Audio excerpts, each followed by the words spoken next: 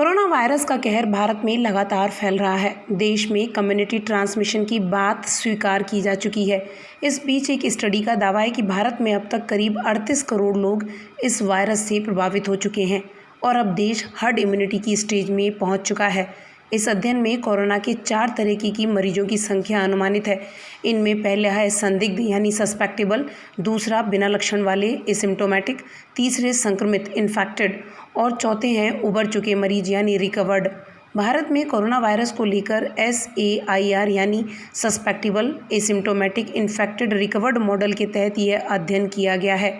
Indian journal of medical research की ओर से प्रकाशित इस अध्ययन में कहा गया है कि भारत में 38 करोड़ लोग हर्ड इम्यूनिटी की स्टेज तक पहुंच गए हैं।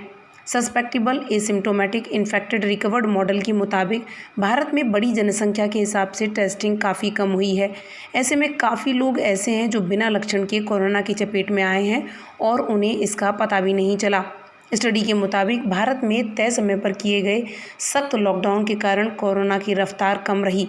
अगर मार्च में लॉकडाउन न होता तो जून में ही कोरोना वायरस का पीक आ गया होता। ऐसी स्थिति में 1.4 करोड़ केस और 26 लाख मौतें हो सकती थीं। मौजूदा आंकड़ों के मुताबिक भारत में 17 सितंबर को पीक आया।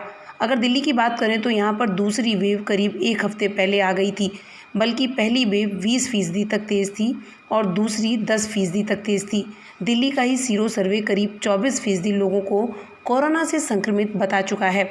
स्टडी में कहा गया है कि लॉकडाउन न होने पर 2 मिलियन से अधिक मौतें हो सकती थीं। 1 अप्रैल से 1 मई के बीच लॉकडाउन ने करीब 5 से 10 लाख तक मौतों को कम कर दिया। हालांकि स्टडी में यह भी कहा गया कि कोरोना को लेकर चिंताएं अभी बरकरार हैं। खुद की सुरक्षा पर पूरा ध्यान सभी को देना होगा।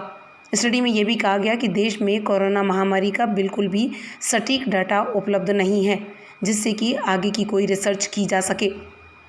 यहाँ आपको हर्ड इम्यूनिटी के बारे में भी बताते चलते हैं।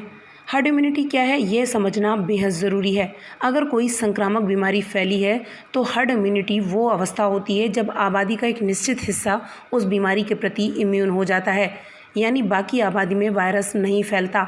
आमतौर पर हर्ड इम्यूनिटी शब्द वैक्सीनेशन के संदर्भ में यूज किया जाता है, मगर हर्ड इम्यूनिटी तब भी हासिल हो सकती है जबकि पर्याप्त संख्या में लोग इन्फेक्ट होने के बाद इम्यून हुए हों।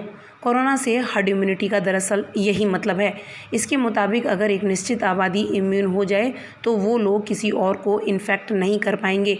इससे कम्युनिटी ट्रांसमिशन की चेन टूट जाएगी।